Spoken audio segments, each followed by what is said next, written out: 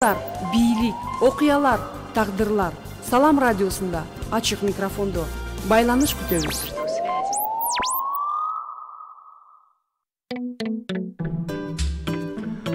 Баткенден салам, кутмандуу күнүңүздөр менен урматтуу биздин радио угармандар жана бизди YouTube каналдан көрүп аткан бардык көрөрмандарга салам айтуу менен бүгүнкү эфирдик саатыбыз ачык микрофон программасы улантат.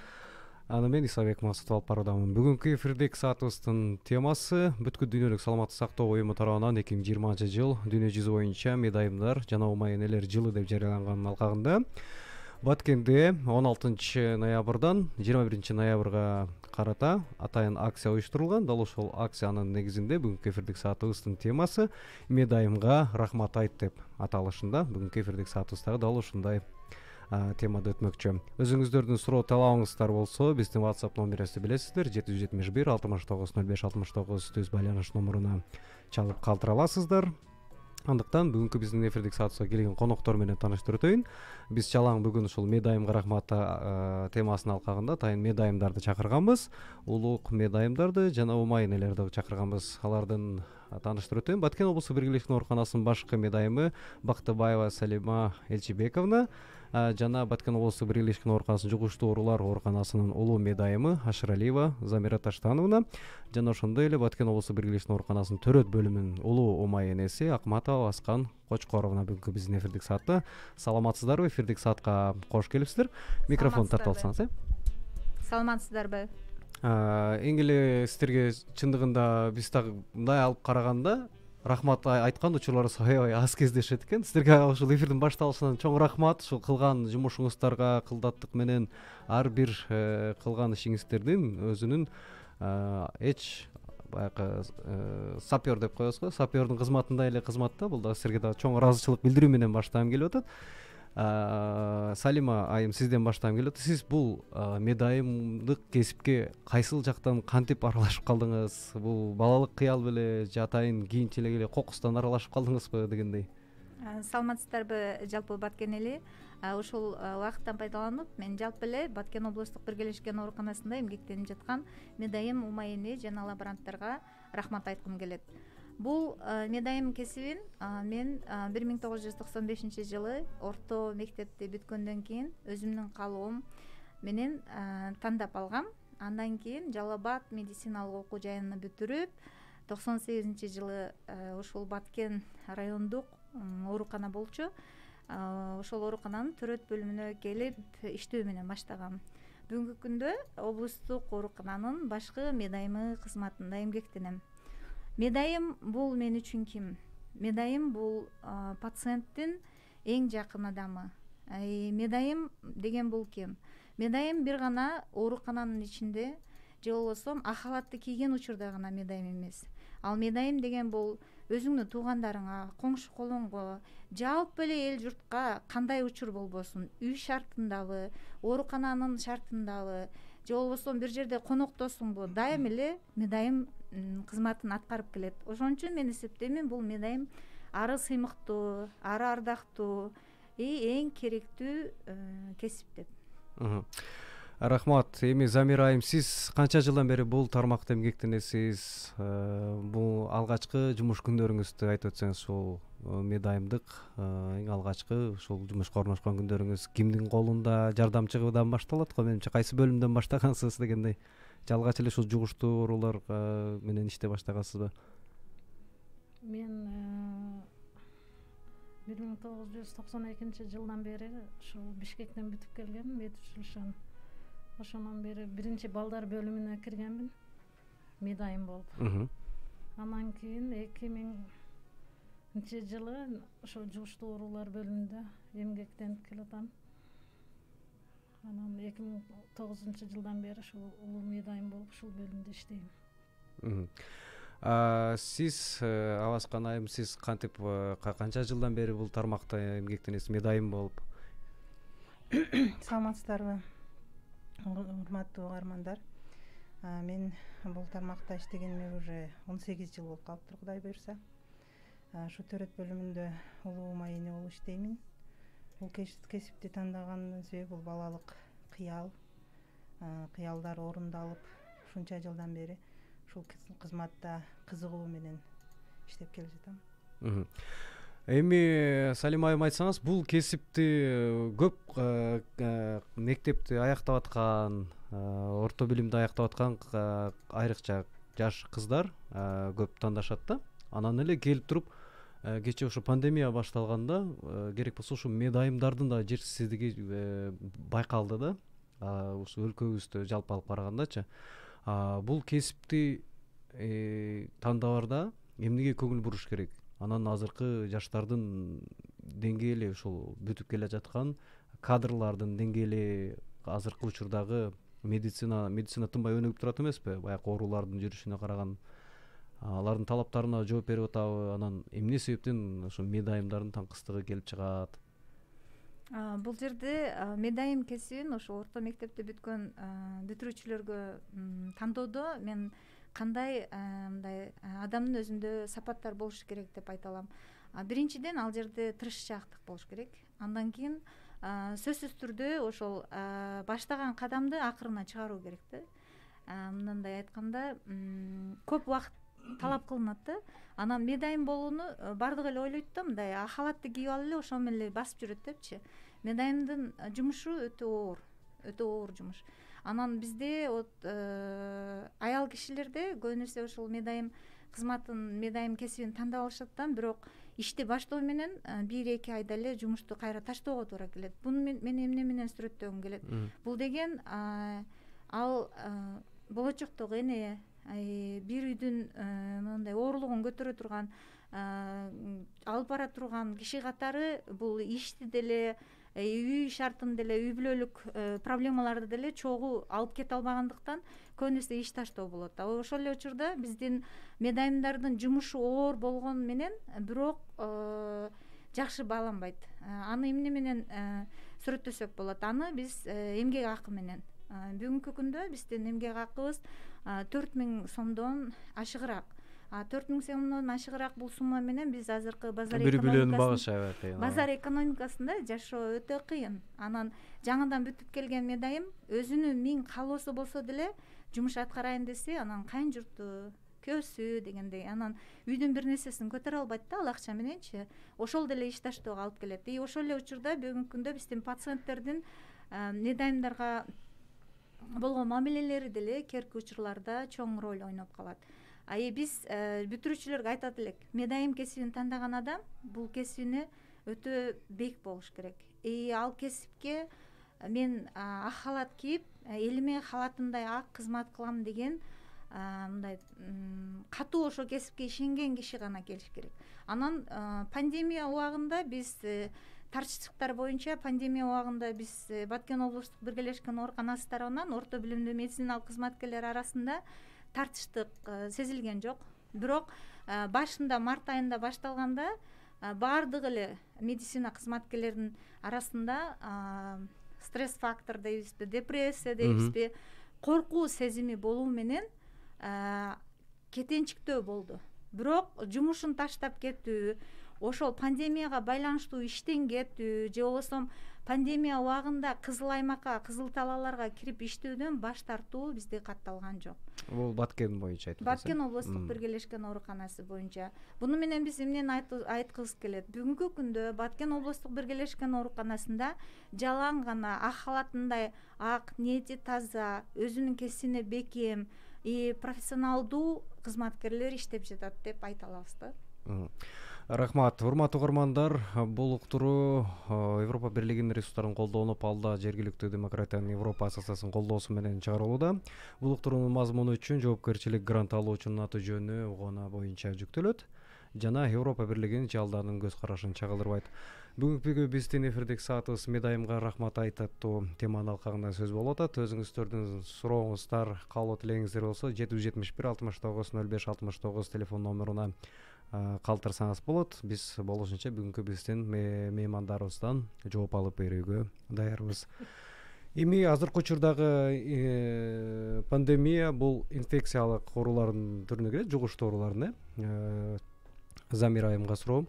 Ал жердеги врачка караганда дагы азыркы учурда баарыбыз эле ошо ооруканаларда көрүп жүрөбүз, врачка караганда дагы медайымдар ошо оорулуулар менен көп убакыт өткөрөт да.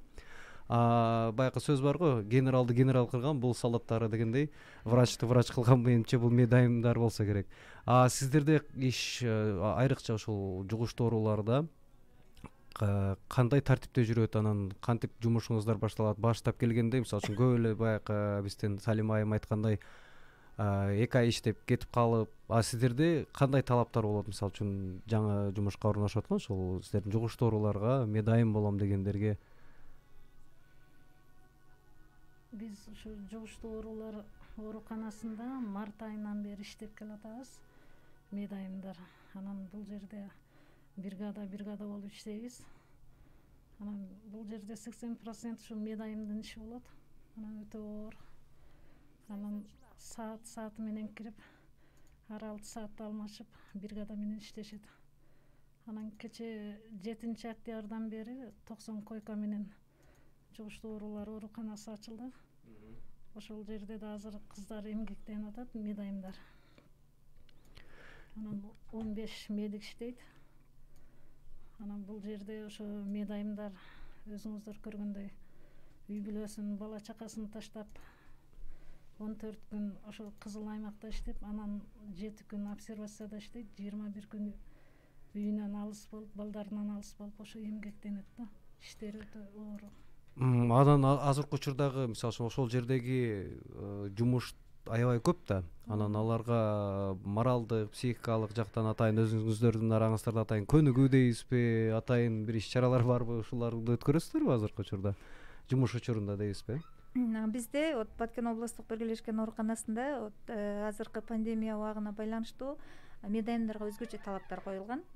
Кызыл аймакка кирерден алдын бардык медайымдар ПЦР анализин тапшырышат.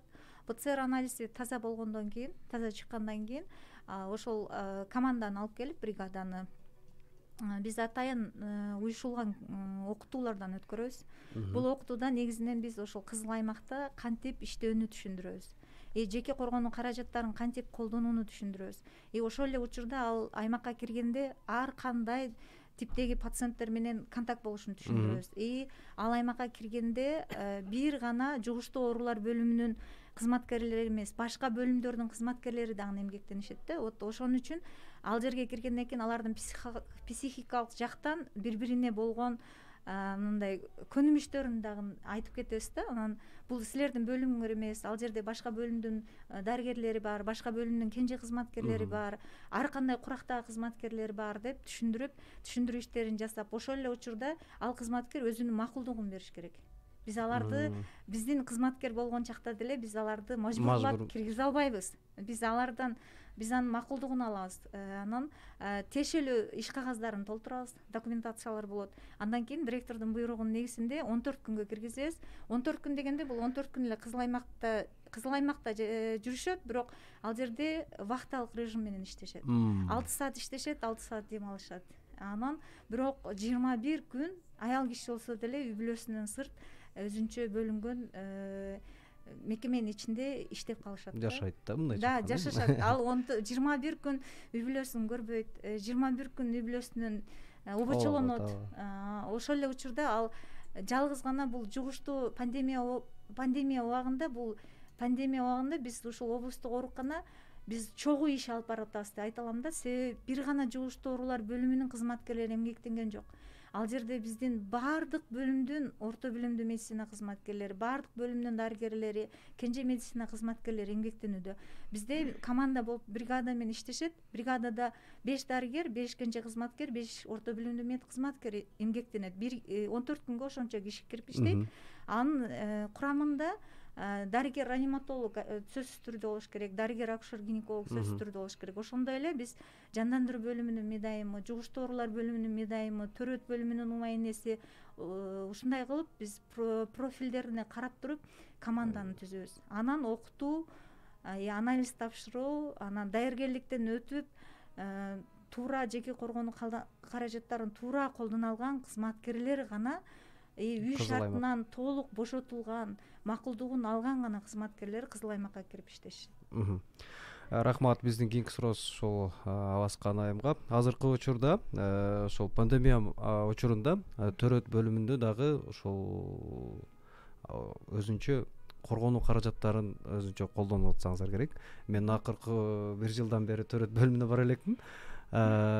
Сиздер кантип ошону алдын алып атасыздар? Сиздерге келген ошол төрөй турган биздин айымдарыбыз барбы, энелерибиз барбы, баарысын алардан дагы анализ алынып атабы, кандай чаралар көрүнөт? Анан биздики баардыгы бир жерде жайгашкан эмеспи? Бир коридордон өтүшөт дегендей, Анан аларга кантип түшүндүрүү иштерин жүргүзүп атасыздар? Аны көргөнү барган бизде ушундай го, тууган, туушкан дегендерчи. Алар менен кантип иш алып барып атасыздар? Биздикилер бир аз кандай десек, көрүүгө умтулган. Бул баардык эле жерде да. Ушуларга кандай атайын эрежелер иштелип чыкканбы? Ушул сиздердин айрыкча ушул медайымдарга бул көп жүктөлөт да, бул вазыйфачы. Эми сиз айткандай, чындыгында бул төрөттү ушундай кыйын кырдаалда дагы токтотуп болбойт экен. Ооба да. Бул табияттан Алла Тааланын буйругу менен боло турган нерсе экен. Бирок ошого караганда, мисалы үчүн, ушунун арасында дагы эле биздин ушу энелер, анан балдар дагы четте калган жок да. Бул оору менен дагы ооруй баштады. Мындай ооруган аялдар бизге клиникасы менен келет. Келгенден кийин эгерде температурасы болсо, жөтөлү болсо, анализ тапшыртабыз. Сразу тапшыргандан баштап эле, ошо приемный блокко келгенден баштап эле уже бизде изоляция башталат. Өзүнчө, Сразу эле ошол аял үчүн изоляция болот. Сотрудниктер бөлүнөт. Анан анализи положительный чыккандан кийин бул аялдар эми бул акушерство деген бул секундда өзгөрүп кете турган нерсе да. Ошоның үчүн буга биз башында эле роддомду бир тарабын полный бөлгөнбүз. А жерде приемный отделение, пост бар, палата новорожденный бар, ПИТ бар. Эми в смысле ошол баланы карай турган да условия, аялды карай турган да условия. Эгерде операцияга муктаж боло турган болсо, операционный блокто дагы бөлгөнбүз да. Ошентип биз ушул жылга 2 кош бойлуу аялды, анан 1 кош бойлуу аялды, 4 төрөй турган аялды кабыл алдык. Ошого биздин өзүбүздүн ичинен сотрудниктер бөлүндү. А жерде команда болуп бөлүнгөндө акушер-гинеколог, неонатолог, баланы карай турган, неонатальный медсестра и акушерка болуп бөлүнүп, санитарка болуп ошол аялды 14 күн карап, 14 күндөн кийин анан обочолонгон атайын палатада, өзүнчө жеке. Роддомду мындайга айтканда 3кө бөлдүк да. Бир зона ушул роддомдогу кызыл зона деп койсок болот. Коронавирус зонасы болуп бөлүндү, кызыл зона болуп. Ортодо төрөткана, послеродовый, анан патология болуп бөлүндү. Ошол эле. Рахмат, бизде келген СМС билдирүүлөргө кезек берели. Саламатсыздарбы? Бардык медиктерге чоң ыраазычылык билдиребиз. Сиздерден айланып кетейин деп жазыптыр. Биздин 157 менен аяктаган абонентибиз.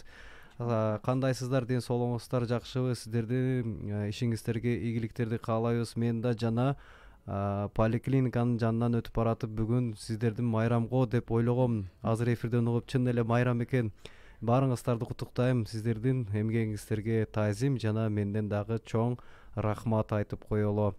Ишиңиздерге ийгиликтер болсун деп 294 Элиза деп бизге жазып жибериптир. Эми дагы ошол суроолорго келсек, жугуштуу оорулар аябай эле көп да. Буга чейин дагы болуп келген атайын кандай десек, салттуу оорулар дейби, ушундай бөлүнөт. Мезгили менен ооруган сезондук оорулар, мисалы үчүн азыркы учурда грипп, тумоо, сасык тумоо, ангина дегендер аябай күчөп аткан маал. Бул ошол COVID-19-тун белгилери менен аябай мындай окшош экен да.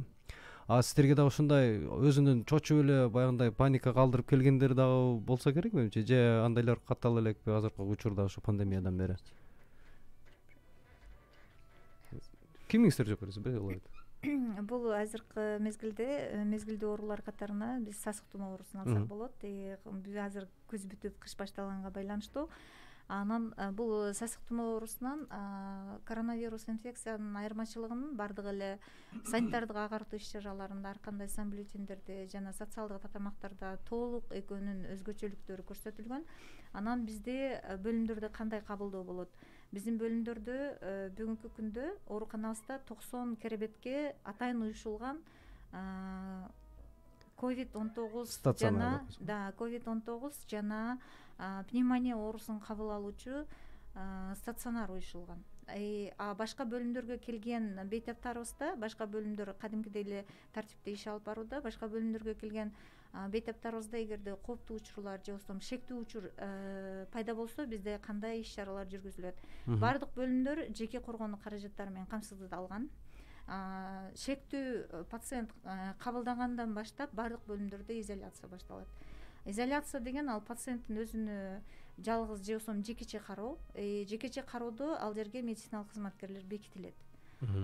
Мисалы үчүн биз терапия бөлүмүнө ала турган болсок, терапия бөлүмүнөн бир медайым, бир кенже мед кызматкер ошол пациентти караган дарыгер катары алар обучолонот да, бөлүнүшөт, изоляция болушат.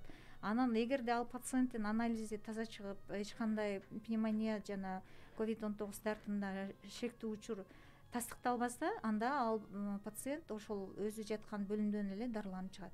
Эгерде шектүү учур тастыкталып калса, анализдин негизинде ар кандай инструменталдык текшерүүлөрдүн негизинде тастыкталып калса, ал атайын уюшулган жугуштуу оорулар ооруканасына которулат. Кызматкерлердин абалы кандай болот? Кызматкерлер деле 7 күнгө үйлөрүнө изоляцияга жөнөтүлөт. Анан 7 күндүн ичинде аларда эч кандай симптоматикалык жактар байкалбаса, анда алар кайрадан өз жумуш ордуларына кайтат. Рахмат. Ушул пневмония же болбосо пандемия учурунда ошо медайымдар ошол COVID-19 же болбосо дагы ошого окшогон олуттуу оорулар жуктуруп алган учурлар кездештиби? Бүгүнкү күндө биздин оорукана март айынан бери бул апаттуу оору менен күрөшүп келе жатабыз. Бардык эле Баткен шаарынын, Баткен районунун, Баткен областынын элине маалым. Биз жалгыз стационардык мекеме болуп эсептелебиз. Ошол себептен область боюнча жана жакын жайланышкан шаар, айылдардан, райондордон деле бүт пациенттер бизге келет. Бул учурларда биз COVID-19 инфекциясы менен жана пневмония дарты менен биздин медициналык кызматкерлер деле орду.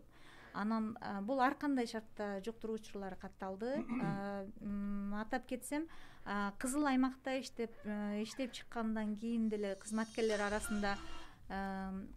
арасында жуктурган учурлар катталды, бирок минималдык санда.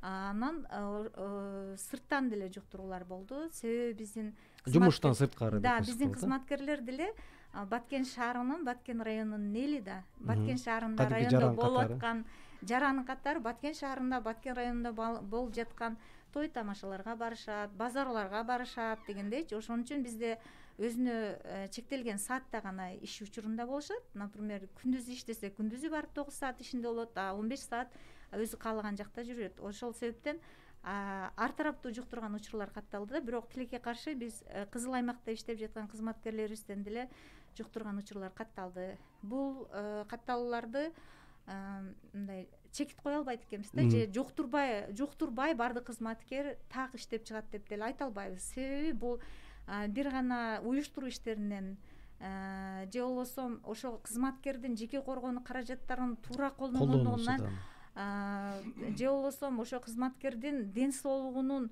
иммундук системасынын төмөндүгүнөн деле болушу мүмкүн да. Бул ар кандай факторлордун таасири астында болуп мындай жуктуруп алуу учурлар катталышы мүмкүн. Ошол себептен бизде тилекке каршы мындай учурлар катталды. Жөн учурдан деле мындай ал бөлүмдөрдө пациенттер COVID-19 инфекциясы менен жатпаган, пациенттер каралбаган учурларда деле кызматкерлерден жуктуруу учурлар катталды. Алар мен жана айткандай, алар деле Кыргызстандын гражданини да, каалаган жакта жашашат. Анан ар кандай шарттардан жуктурган учурлар бар да. Урматтуу угармандар, бул уктуруу Европа Бирлигинин ресурстарын колдонуп, алда жергиликтүү демократиянын Европа ассоциациясынын колдоосу менен чагылдырууда. Бул уктуруунун мазмуну үчүн жоопкерчилик грант алуучунун аты жөнү боюнча гана жүктөлүп, Европа Бирлигинин же алданын көз карашын чагылдырбайт. Негизи жалпы биз эл медайымдарга азыркы учурдагы пандемия шартында кантип жардам бере алабыз? Медайымдарга жардам берүүндө бир гана жол бар. Биздин түшүктүү ишибизди азайтууңуздар. Аны мен эмне менен сүрөттөп берет элем. Жалпы эле элге кайрылып кетет элем. социалдык аралыкты сактоо, ошол эле мезгилде колдун гигиенасын сактоо, дагы бет капты туура колдонуу. Бизде мен мындай Баткенттин элинин арасында да, вот ушу шаарыбыздын, районубуздун элинин арасында кээде көчөдө барат деле майны беремди, бет кап тагат десе эле кулагына илип койсо эле болду да. Анын бет кабы бар да, анан бет каптын өзүнүн тагуу, аны колдонуу өзүнүн тартиби бар. Анан колду жуунун деле өзүнүн тартиби бар. Колду жуунун максаттуу учурлары бар. Бардык ушу Баткен элине айтат элем, биздин ишибизди сиздер кантип жеңилдетесиздер, бизге сиздер кантип жардам бересиздер. Сиздер бизге социалдык аралыкты сактоо менен, бет капты туура колдонуу менен, колдун гигиенасын туура сактоо менен, ошол эле учурда суранып кетет элек. Элдер көп чогулган той тамашаларга, ар кандай маарекелерге барганда сөзсүз түрдө өзүңүздөрдүн жеке коргонуу каражаттарыңыз менен, колуңуздардын гигиенасын сактоо менен барып келишиңиздер суранат элек. Мүмкүн болсо барбай эле үйүңүздөрдө тынч отурсаңыздар. Бизде каттал, бизде андай учур болду да, май айынан июль айына чейин эл туура түшүнүү менен кабылдаган үчүн, чектөөлөр киргизилген үчүн бизде облустубуз боюнча оорулардын саны азайды. Азыр деле суранып кетет элек, ошол шарттарды туура сактоо менен сиздер медайымдарга, жалпы эле медицина кызматкерлерине чоң жардам берген болосуздар. Келиңиздер WhatsApp'тан келген билдирүүлөрдү жаңыртып коелу. Саламатсыздарбы? Ишиңиздерге ийгилик, сиздерге чоң рахмат. Мен дагы COVID-19 менен чалдыгып, ушу Баткенден жакшы болуп чыктым. Медайымдарга, медиктерге чоң ыраазычылык билдирем.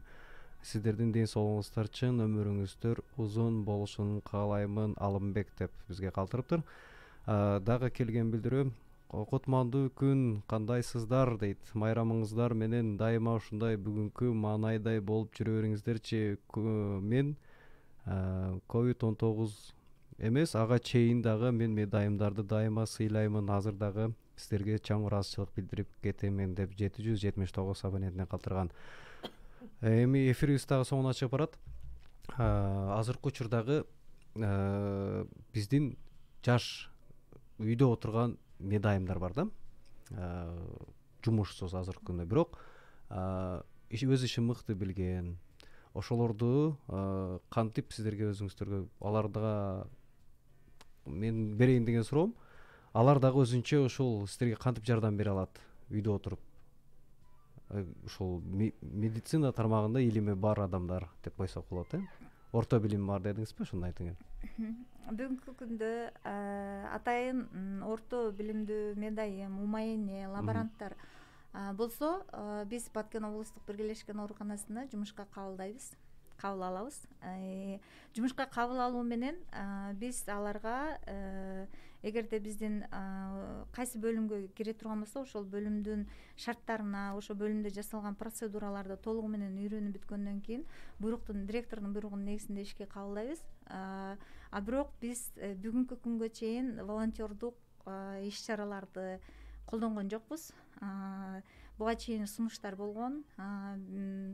Кыргыз мамлекеттик медициналык академиясынын 6-курсунун студенттери биз волонтердук негизде кызыл талаларга кирип иштеп берели деп ар кандай сунуштар болгон.